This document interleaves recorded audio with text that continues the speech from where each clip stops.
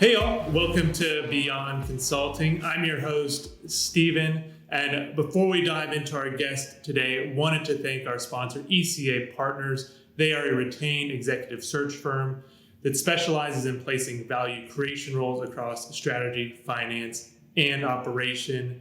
Today, we have the pleasure of speaking with Bijan Hardison. Bijan, welcome to the podcast. Yeah, thanks.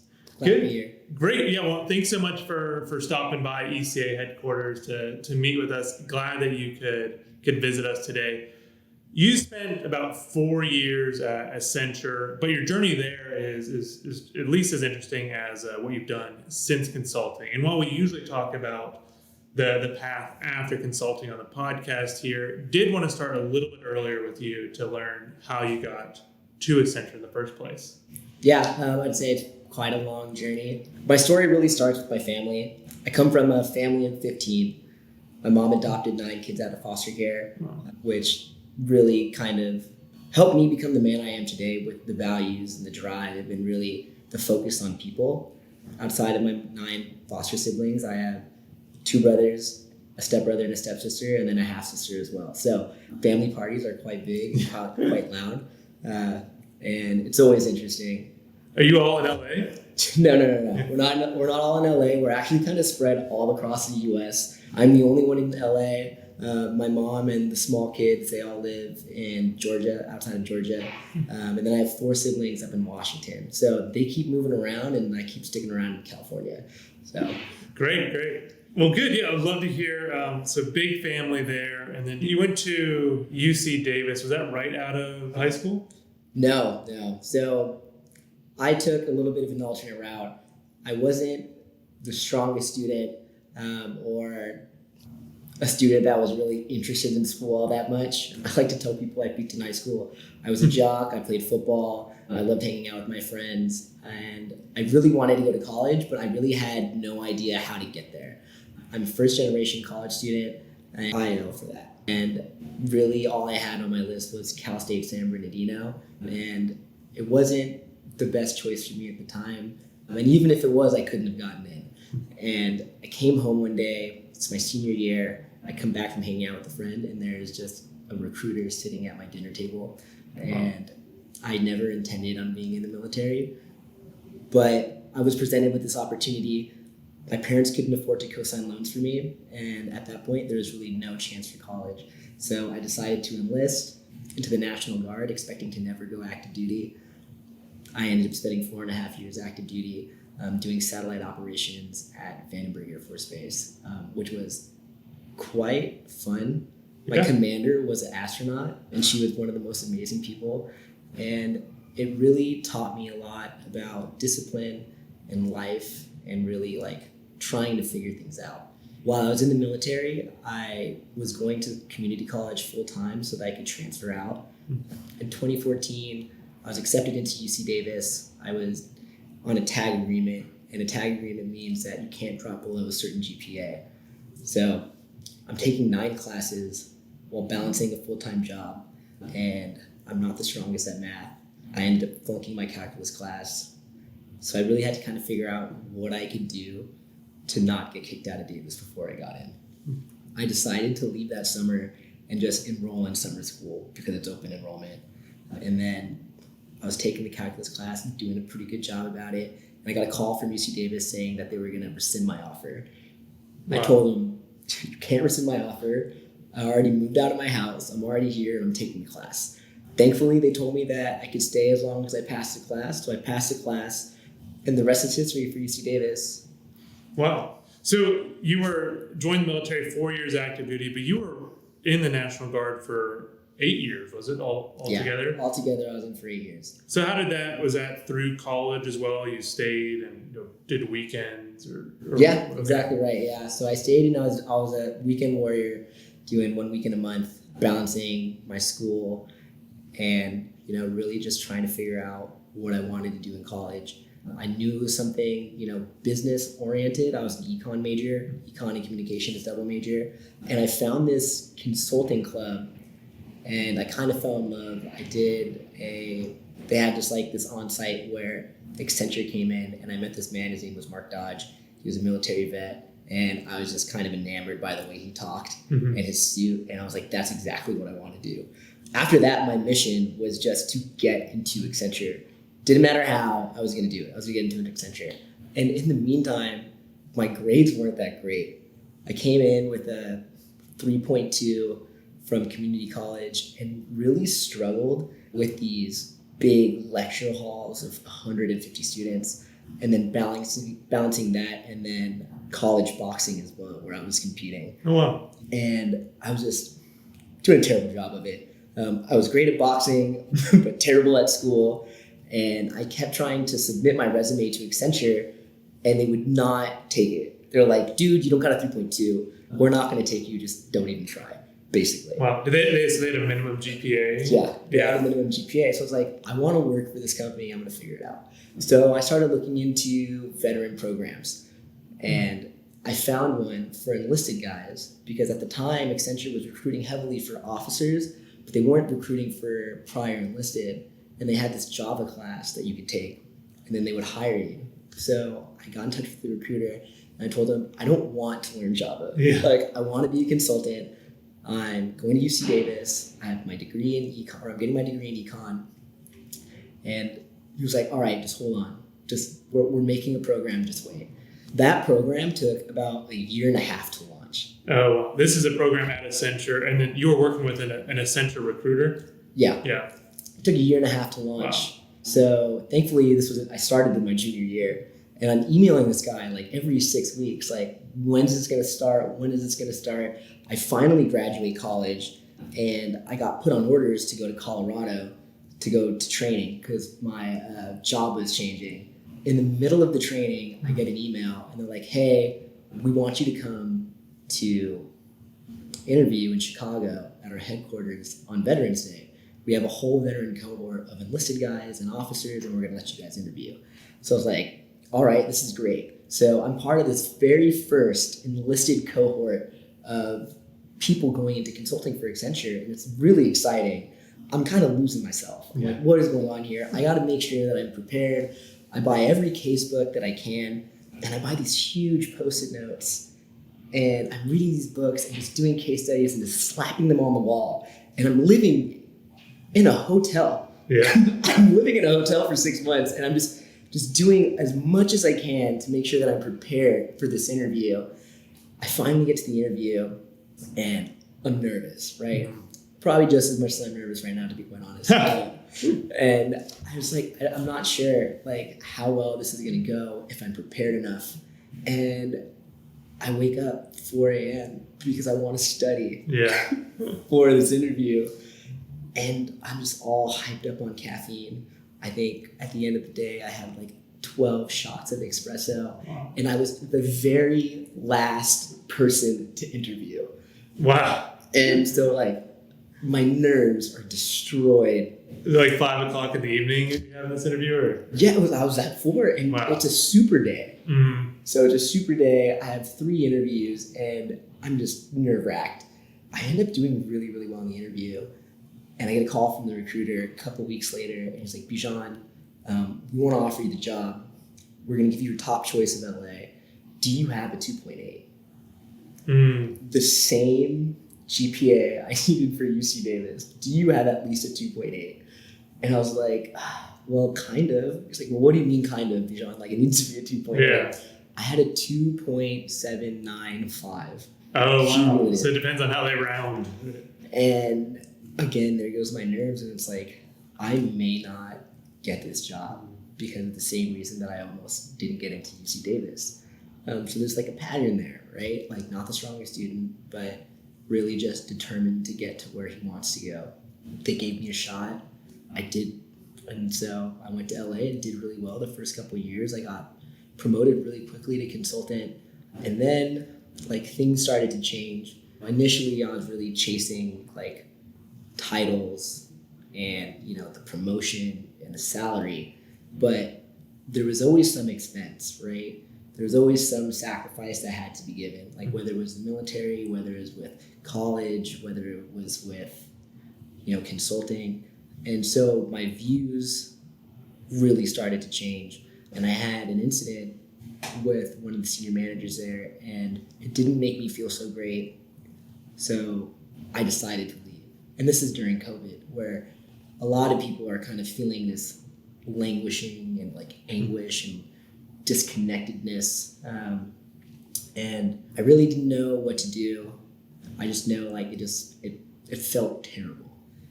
So I got hit up by one of my friends who was like, hey, I have a role over here at this other startup. I think you'd be great for it. You should apply. I applied, knocked the interview out of the park. I'm their second choice, and they ended up coming back and giving me the offer. Wow. I thought the grass was greener. Mm-hmm. I really, really thought the grass was greener. And I was like, oh, I get to come out of this. I get to leave this point where I'm feeling so much anguish and languishing and not feeling that I'm being seen or heard or seen that I'm doing well in my career, right? So it's like I knew I was working extremely hard, but I wasn't getting the feedback that I wanted.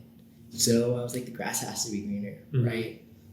My boss was this amazing retired Marine that I was going into, and I was like, this is going to be great. Yeah. What company is this? This is LiveRamp. LiveRamp? Mm-hmm. What do they do? So they're an ad tech company. Okay. So think of kind of like TV advertising for like Hulu, like more like the connected ad space, the digital ad space of like, how are we, like for example, Steven, they're making kind of like a personal ID on you. Yeah. So it's like, how do we take what we know about Steven, distribute that to our partners so they could better and accurately target him. Okay. Advertising. Okay, and this is in LA as well? Well, this is based in San Francisco. Okay. Was it a move? Did you have to move to? Well, it was COVID. Okay, so even if they wanted me to, they couldn't. Yeah. So I get to LiveRamp, and the reason why I was their second choice is because it was a sales enablement role. And while I was a consultant and all the work that I did was change management and learning and design, mm-hmm. I had zero sales experience. Yeah. Tell us a little bit more about what you were doing at Accenture.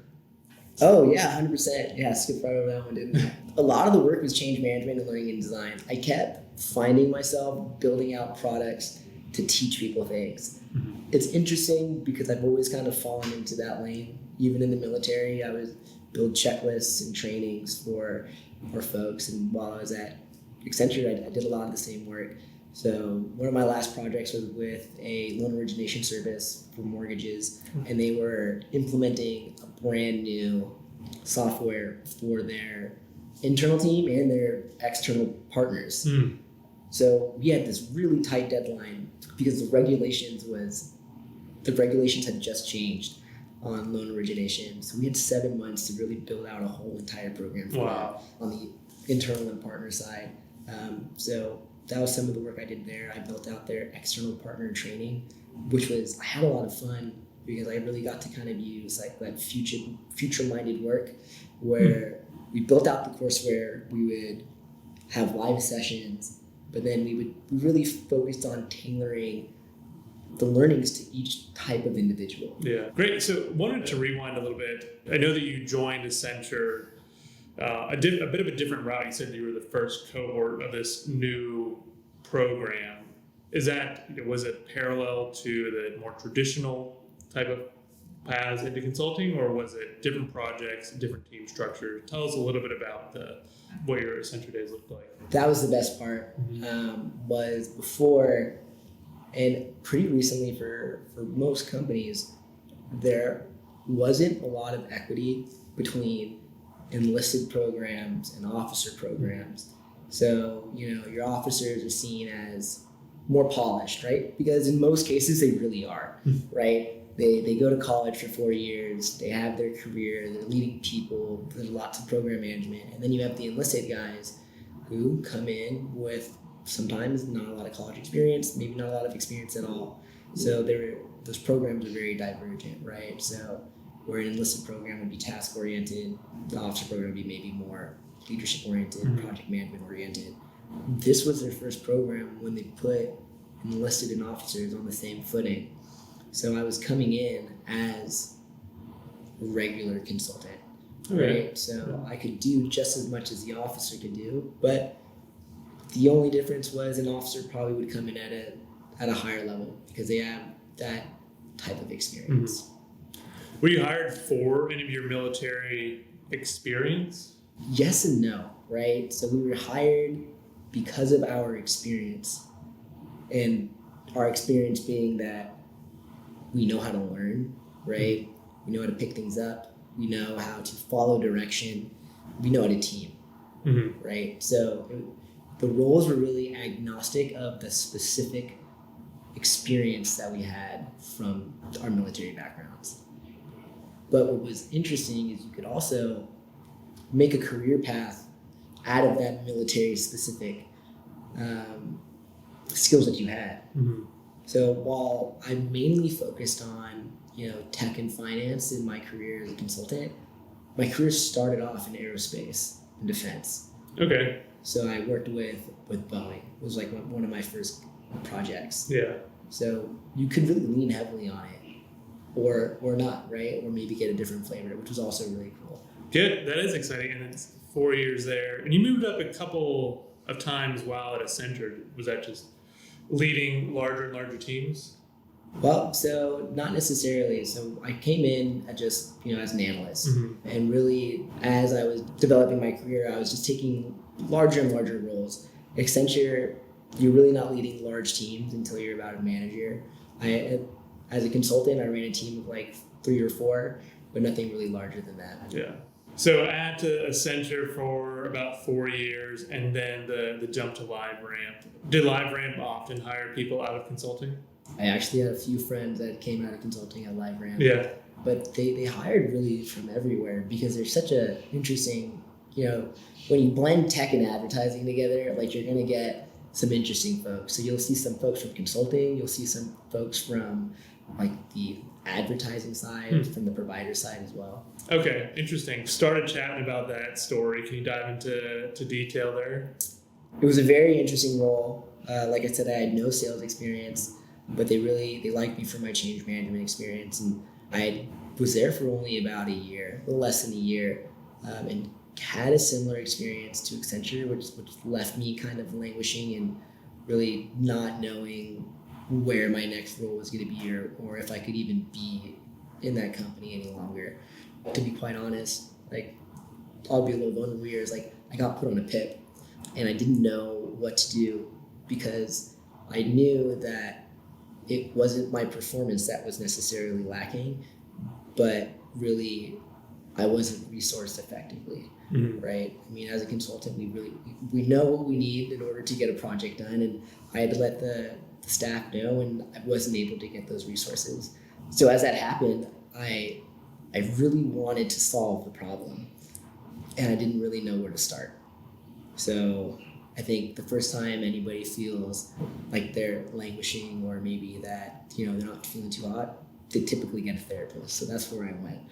And I was meeting with this therapist, and I wasn't really seeing the results that I wanted at all. I ended up getting diagnosed with adult ADHD, and even medication for that didn't help me because it only caused me more anxiety. And then I got this ad for BetterUp, and I was like, I'm already throwing tons of money at this problem. Like, what's it gonna hurt if I just throw some more money at it? So I start paying for this subscription, and it's this individualized one-on-one coaching platform where they're really trying to focus on leading you to an outcome that you want, right? Helping you change things about yourself personally and professionally to really move you along that path from languishing to thriving.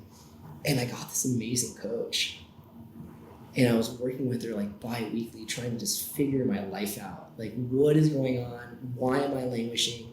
Why am I on this PIP? What can I do? And it turns out there really wasn't anything I could do, like, because I just was not a good fit for this company. And ultimately that's okay. Like, I'm sure you hear a lot from these stories, like everybody, they're going through, they're thriving, it's perfect fit, right? Like, I've been looking for my fit for years. So I'm like, well, what the hell do I do? So I grew so much through these 2 to 3 months that I was with this coach. And I'm just gonna shout her out. Her name is Karen Dahl. She's still my coach today. I will not get rid of her. I had like got so much mental clarity and really knew what it was that I needed, that I was like, I just have to work for BetterUp. Right. Wow, really? That's, yeah. Like, it changed my life. Yeah. Like, I need to work for this company and help change other people's lives. I was throwing in my resume, dead silence again, just like Accenture. Did you let your coach know that you were applying? I did. Yeah. And we'll get to that part in a minute. So I was like just throwing my resume into anything that I thought that I could be an applicant for, and nothing was sticking. And I was able to get a second coach through BetterUp. Turns out he was a recruiter there. Wow. And I was telling him about my story and everything that I was going through. He was like, why don't you let me push your resume through? Like, you're clearly qualified for this role. So I applied for this role. I didn't get the role. But he was like, well, why don't you just take an entry-level role? Right? Like, so had you applied twice at this point? I had applied more than twice. Yeah. I had applied to probably 4 or 5 different roles. Wow. Sales enablement, CSM, like any role that I thought that I'd be a fit. And he mentioned, well, maybe you should apply for a entry-level role, like get your foot in the door. And it kind of goes back to, you know, my mindset changing from chasing titles and salary and promotions to, well, what's going to be a good fit for me? What's going to help fill up my cup? And I swallowed my pride and I was like, let's do it. Yeah. And when was this? So you were at LiveRamp during COVID. So this is a fairly recent move? My 1-year anniversary is in 2 weeks. Okay. September 13th. Wow, yeah. Yeah. So I interview, I get the role. They put me in a startup within a startup. So I work on the public sector side, doing partnership development for our team there. And while it is an entry-level role, it has been the most challenging role that I've ever done in my life. The amount of rejection that you get doing cold calls, cold outreach, it takes a special person to be okay with it. Yeah. And I've learned a lot about myself, and the company, quite frankly, has been so supportive of everybody there and like really lives and breathes its values. Wow. Tell us, it's a coaching platform itself? That's what the company is? Yeah, so it's a human transformation platform is what we call it. Okay. Right? So while coaching is one way or one thing that we do, our platform does a lot of things. So essentially, when an organization or an individual is using our platform and we onboard you, we're assessing you to really kind of figure out where you are, right? So think of like an Enneagram, Myers-Briggs type test. But those are very static, right? Yeah. Like I'm an ENFP, right? So I'm an ENFP forever. That doesn't change. Okay. But our assessments, you take a crack at these 30 mindsets and behaviors, right? So there's split between these 2 buckets. So thriving, how do you thrive as an individual? So emotionally, physically, mentally, and then how do you inspire as a leader? So how do you delegate and support others, and how do you lead others? Assess you on those 30 mindsets and behaviors. We actually plot you across those 30 mindsets. Is this a career-focused assessment or just an individual, how do you better yourself sort of assessment? Yeah, that's a really good question. Because in most coaching instances, what are they like, right? Yeah. I want to focus directly on your career. And while that works for a lot of people, in the instance that I needed, right, when I was working with my coach, I needed something personal, right? Like the career thing was, if I figured out the career thing at LiveRamp, I still would have been languishing in my role. Yeah. But I needed to figure out personally, right, untangle my own personal values, like really swim through the muck of the values that are given to you and the values that actually are, right? Am I making sense? Yes, yeah, I think so. So you take an assessment and you kind of figure those out, right? You get assigned to your coach, and then 4 months later, you actually do a reassessment and you can actually track how far you've come across those 30 mindsets and behaviors. Okay. So it sounds like you've been working with the same coach for quite a while here, but you've of course, probably past that assessment and then reassessment stage. Yeah. So what does the process look like after the initial? You're continually getting reassessed every 4 months, right? And it's interesting to watch because you can't be 100% on all these 30 mindsets and behaviors. So really based on what you're going through, they're going to change, right? Like I've seen when I first started at BetterUp that my supporting others was really low, right? Because I was an individual contributor. I'm not really kind of teaming as much as I'd like, really kind of just focused on like, I need to hit my number. I need to make sure that I'm learning. I need to make sure that I'm doing what I need to be doing. But as I've grown across this new career and I've taken those learnings, now I'm sharing those learnings. So my supporting others is actually growing, right? And then, you'll see your self-awareness grow as well as you're able to understand like some, what I call gales, right? Some like limiting beliefs. You're able to kind of really see those and understand those really a lot more quickly and reframe it. That is good. I think it's helpful for our audience to just hear a little bit about that product as well. Were many of your colleagues users before they joined the company? No. No? I am one of a few. Yeah. There every day there's more and more now, especially as our user base grows. Like we have some really great partners with Google and NASA and the Department of the Air Force.